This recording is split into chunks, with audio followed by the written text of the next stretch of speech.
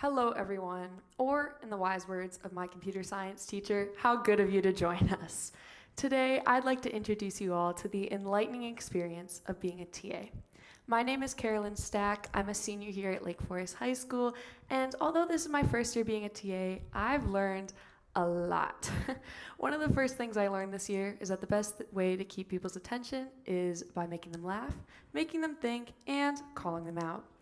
So, in that spirit, please be ready for audience participation. I want this to be a fun experience for all of us, and maybe you'll learn something along the way.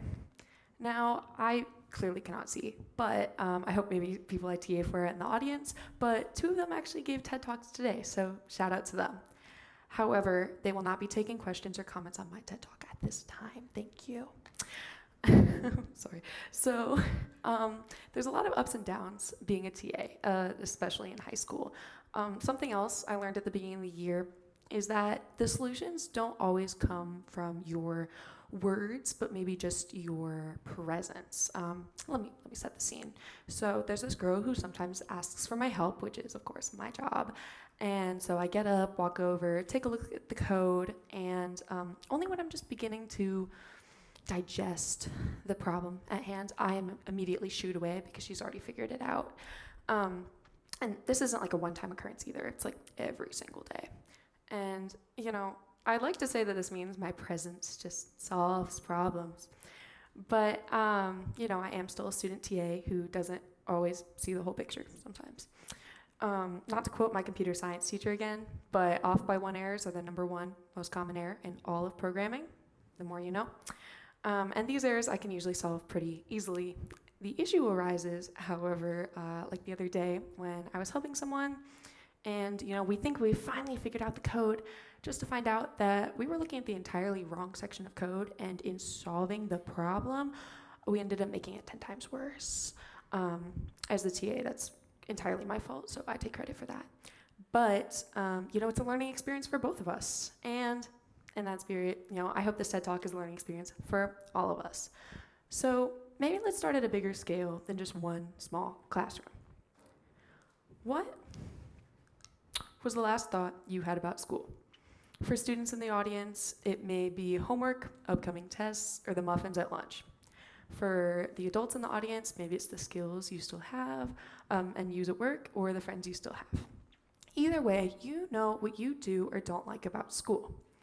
Which classes you like, which block days, or how you feel when you have to wake up at 6 a.m. Just to find out that the Midwestern spring has bamboozled us all once again. It happens to the best of us. Either way, you know what you know. But what about the person sitting next to you? Here's the audience participation I warned you about.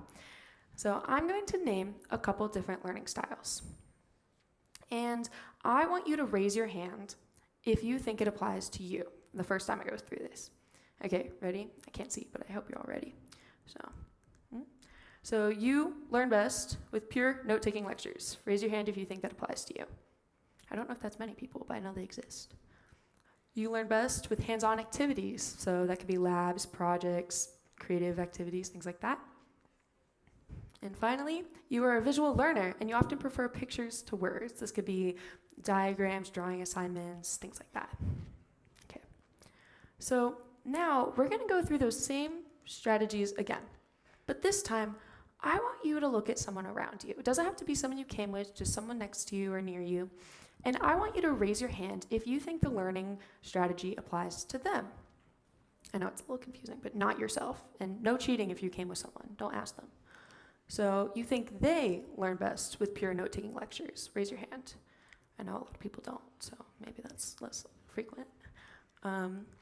They learn best with hands-on activities, like I said, like projects, things like that. Okay. And finally, they are a visual learner and often prefer pictures to words. I think that might be a lot of people, so we'll see. Now, as I said, it's kind of hard to see in the lights, but I'm going to assume that this most recent one was a bit of a challenge.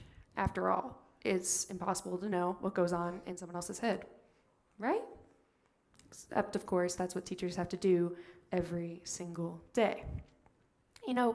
Of course, I went into this having a general idea of what teaching was and what went into it, but as a TA, especially in computer science, which is such a project-based class, I really gained greater appreciation for it. One of my biggest transitions this year has really been learning how to work with different learning styles and explain the same thing in multiple different ways. For those of you who know me personally, you might know that I love to understand and explain things using whiteboards. So much so that I've started carrying a small whiteboard in my backpack. For those of you who don't know, that's not normal.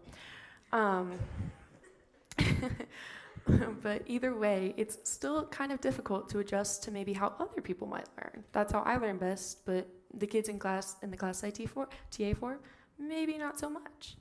Of course, there are distinct learning styles that you can look at, such as the questions I asked you all, that can narrow it down a little bit. But I'm not coming here today as an expert in learning styles. I'm coming here today to tell you about how much I've just learned about teaching and how hard it actually is, despite what many people may think. And so, to my fellow students in the audience, if you came here today with a teacher, or you see a teacher in the hallway, thank them for all that they do for you. I'm sure that they'd appreciate it. Thank you.